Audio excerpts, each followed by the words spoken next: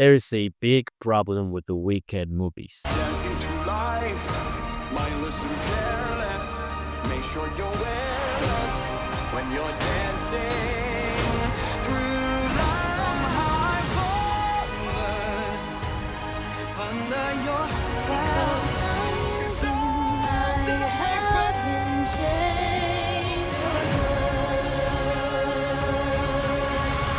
Hey guys, what's up? So as you can see, I have some weird lighting going on. I just recently bought LED lights. See, I have some beautiful Wicked colors with the green and pink. And I hope that my videos can look a little better than they did before. So today we're going to talk, as you heard, about Wicked. I recently saw Wicked for good. I am a big fan of musicals. And with me loving musicals, I need to talk about a problem I had with this movie musical. But before I dive into that, I would love to invite you to subscribe to this channel. Somehow, some way, I stopped making videos for a little while. I was showing a short film, but now all of a sudden we're like 150 subscribers. Thank you very much. I love movies, so if you love movies, come in and join this channel because I try to make weekly film content. Now, talking about the reason of why you are here, the Wicked movies are weak. And Wicked for Good is not good at all. The reason as to why I believe this is because watching those two movies has been difficult. I became a Wicked fan last year, not before the movie came out, but actually afterwards. I was seeing a lot of positive reaction towards it, so I went to watch it alongside my girlfriend, and surprisingly, I kind of enjoyed it. Nonetheless, as time went by, I was reflecting about it, I was learning more on film school, and at my second rewatch, on my plane from Spain to Mexico, I rewatched Wicked, and boy is it a difficult watch. Not because the story is bad, not because the music and dancing is not awesome, not because the acting is not good, but because the pacing of these movies is something else. And that is the first aspect that I want to discuss for the Wicked problem, the pacing in the movies. I believe that the script is a complete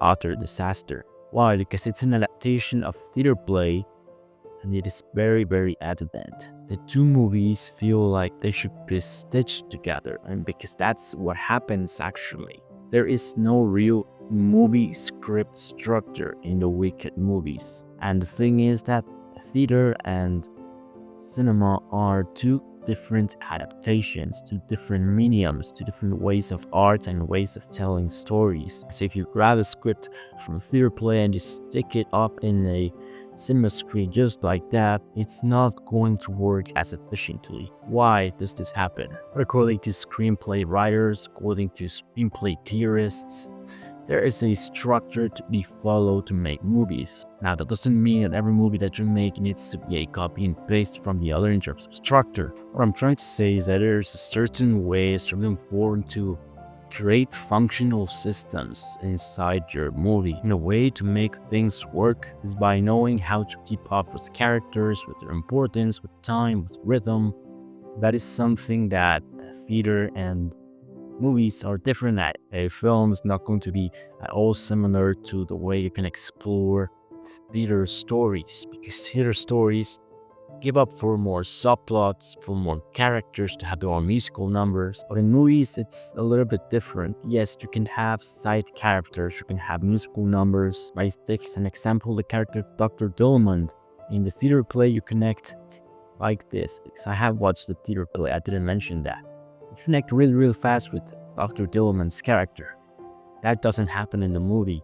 And even though the scenes are almost very similar, movies and theater plays are different, because on theater plays there's a big important factor, that is that the crowd is right there, so the connections between your characters can just be instantaneous and special from the very first second they both appear on stage together. That does not happen on movies actually. It can only happen with very good writing, that your characters are immediately time bonded, and that you instantly care about their relationship just from the second they pop on your screen.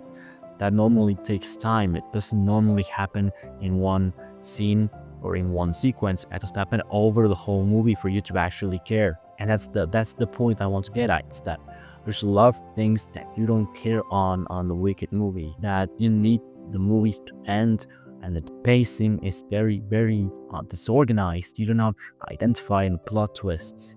And that is because they are an act 1 and an act 2 of the same story, and that's the problem of the script and the rhythm. It is very noticeable that the movie lacked a lot of organization when it comes to the filmmaking aspects, and has a lot of pacing problems. It doesn't give enough importance to some characters that it would make sense for them to be important, because it introduces a variety of people, and at the same time it doesn't give them enough time. You have everything with the Tin Man, you have everything with the Scarecrow, with the Arrow, and in a certain way it feels like the things that need to get time but don't get it, and things that shouldn't get that much time actually get it, like those neo-musical numbers that are, in my opinion, very, very poor. It is very obvious when you're watching the movie which songs were made from the musical and which ones were made from people behind the movie.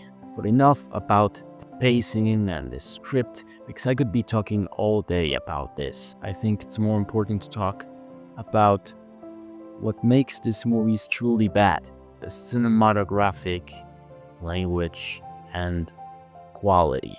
Because yes, we have all seen those videos on the internet and all those tweets on Twitter. The Wicked movies look awful. The lighting specifically is the worst lighting I have seen this year probably. And Jon M has no sauce apparently. I had not seen other things from this director. All I want to say is that this movie, you compare the behind the scenes photo to the actual movie itself, and it's what the hell happened on post-production. This movie looks very, very ugly. I think there are just a few shots that I actually think are very good shots, but the film in general has terrible color grading, terrible lighting, terrible shadows. It feels like it doesn't have any care in this aspect. It feels like the people behind the movie forgot to do the color grading of it. Only a few scenes actually look good, and it's all in interior locations. But even then, like, there are some horrible, horrible things that you can see on the theater screen. One of my favorite scenes from the whole movie duology is Dancing Through Life, and oh god, oh god, oh god. It's probably the ugliest sequence of them all. And not just that, like the Wizard and Night sequence, Emerald City is atrocious when it should be colorful. Then in Wicked for Good, these 3 locations look terrible. They all look like it was shot on logarithm and kept like that.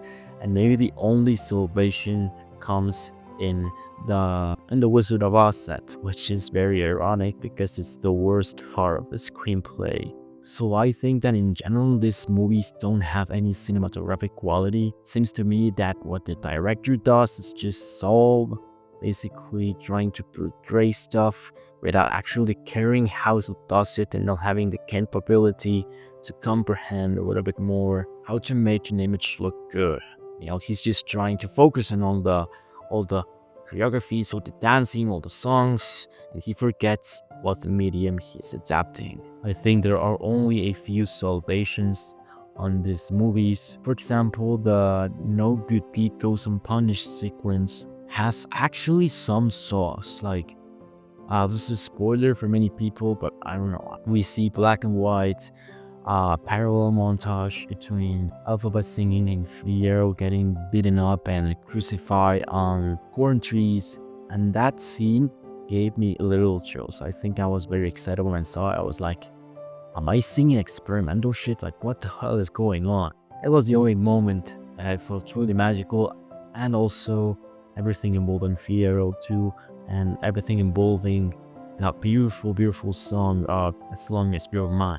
So what I can say in general from these movies is that there is a huge disequilibrium between everything. Because even the musical, the theater play, is not a masterpiece, and it has some weird things that don't work in terms of the script, but the musical still feels magical. For example, have some general problems with the way they present Tin Man, Buck, and to me it's a little bit anticlimactic the way it happens. And in the movie it's even worse, just only by making the scene of the Tin Man on day following nonetheless terror code language with all these alphabet sudden appearances, the music, how it works.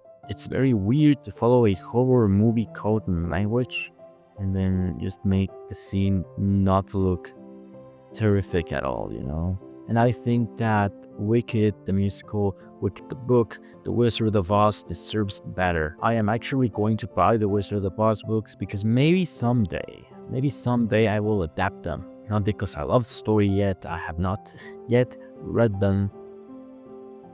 But after seeing all these movies with this wonderful land, I think it's a fantasy world that deserves to be explored and has not been done justice by its previous movies except for maybe 2 of them. And Wicked, despite having some wonderful interpretations by Jonathan Bailey, who is my standout, Ariana Grande also does a great job as Linda, and Cynthia, all those also very good. And yeah, nonetheless, I don't think this movie's Oscar worthy in any aspect, not even in acting.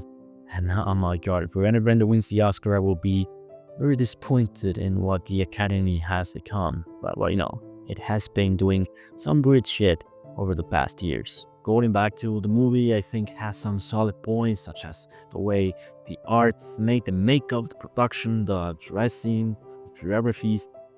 All of that works very well, and I can see that Jon and Chu and the people behind it did a wonderful job at that. Nonetheless, everything that comes with the technical aspects removes all of the magic of the wonderful land of Oz that they created, and the way that this movie is shot, the way that it was written, and the way that it was edited makes it lose all of that joy, all of that color, and all of that extravaganza that you would expect from such a wonderful, magical place such as the land of the Wizard of Oz. With all of that being said, ladies and gentlemen, thank you for watching this video. I hope my opinion was understandable and clear. Leave in the comments below what you think about the Wicked problem, what you think about these 2 movies, if you love them, if you hate them, if you think they're mid, comment it all down below.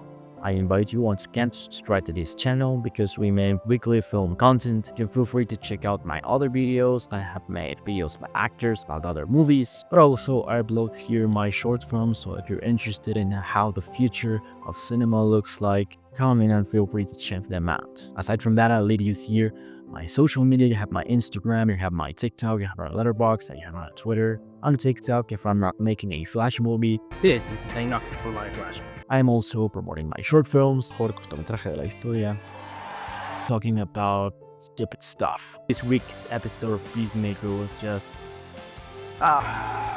with nothing left to say adieu, I say goodbye. I am an aspiring filmmaker, and I guess I'll see you in the movies.